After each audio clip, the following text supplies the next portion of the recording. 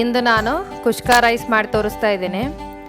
ಇದನ್ನು ಬಿರಿಯಾನಿ ರೈಸ್ ಅಥವಾ ಪ್ಲೇನ್ ಬಿರಿಯಾನಿ ಅಂತಲೂ ಕರೀತಾರೆ. ಇದು ಮಾಂಸ ಬಳಸದೆ ಮಾಡುವಂಥ ಒಂದು ಬಿರಿಯಾನಿ. ಇದರ ಜೊತೆಗೆ ನಾನ್ ವೆಜ್ ಗ್ರೇವಿ ಇದ್ದರೆ ತುಂಬ ಚೆನ್ನಾಗಿರುತ್ತೆ. ಇಲ್ಲ ಅಂದರೆ ರಾಯ್ತಾ ಜೊತೆಗೂ ತುಂಬಾ ಚೆನ್ನಾಗಿರುತ್ತೆ. ರಾಯ್ತಾ ಜೊತೆಗೂ ತಿನ್ಬೋದು. ಇದು ದಕ್ಷಿಣ ಭಾರತದಲ್ಲಿ ತುಂಬ ಪ್ರಸಿದ್ಧಿ. ಇದು ಮಾಡುವುದು ತುಂಬ ಸುಲಭ ಮತ್ತು ಬೇಗನೆ ಕೂಡ ಮಾಡ್ಕೋಬಹುದು.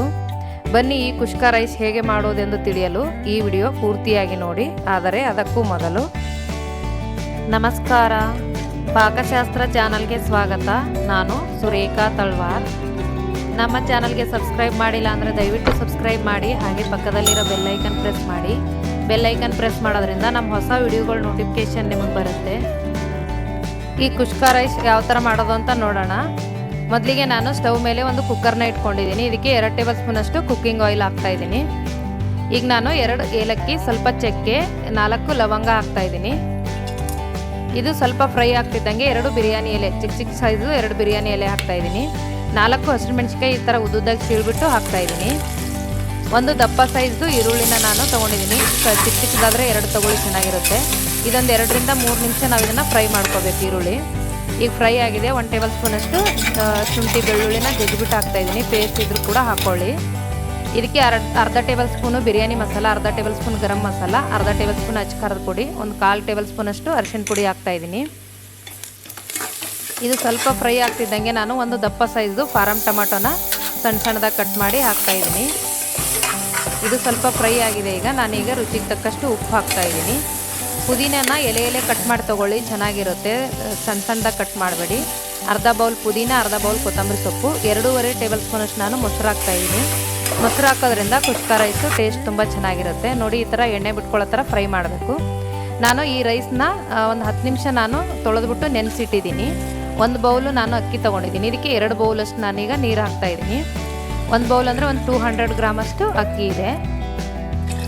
ನೆನೆ ಇಟ್ಟಿದ್ದಕ್ಕೋಸ್ಕರ ನಾವು 2 ಬೌಲ್ ಸಾಕಾಗುತ್ತೆ. ಇಲ್ಲಾಂದರೆ ನೆನೆ ಇಟ್ಟಿಲ್ಲ ಅಂದರೆ 2.5 ಬೌಲಷ್ಟು ನಾವು ನೀರು ಹಾಕ್ಕೋಬೇಕಾಗುತ್ತೆ. ಈಗ ನಾ ಲಿಡ್ ಕ್ಲೋಸ್ ಮಾಡಿ ಒಂದು 2 ವಿಸಿಲ್ ಬಂದರೆ ಸಾಕು. ನೋಡಿ, 2 ವಿಸಿಲ್ ಆಗಿದೆ. ಕುಷ್ಕಾ ರೈಸ್ ತುಂಬ ಚೆನ್ನಾಗಾಗಿದೆ. ತುಂಬ ಈಸಿ ಕೂಡ ಮಾಡೋದು, ಬೇಗ ಕೂಡ ರೆಡಿ ಆಗುತ್ತೆ. ನಾನ್ ವೆಜ್ ಗ್ರೇವಿ ಅಥವಾ ಮೊಸರು ಬಜ್ಜಿ ಜೊತೆ ತುಂಬಾ ಚೆನ್ನಾಗಿರುತ್ತೆ. ನೀವು ಕೂಡ ನಿಮ್ಮ ಮನೇಲಿ ಟ್ರೈ ಮಾಡಿ ನೋಡಿ.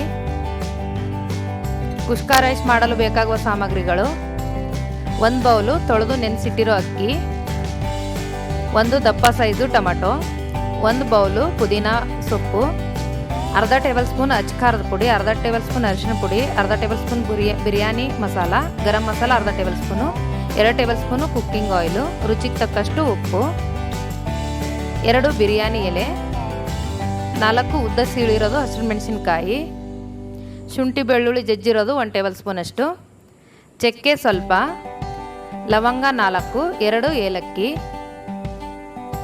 ಮೊಸರು 2.5 ಟೇಬಲ್ ಸ್ಪೂನ್ ಅಷ್ಟು ತೊಗೊಂಡಿದ್ದೀನಿ, ಕೊತ್ತಂಬರಿ ಸೊಪ್ಪು 1 ಬೌಲು, 1 ದಪ್ಪ ಸೈಜ್ದು ಈರುಳ್ಳಿ.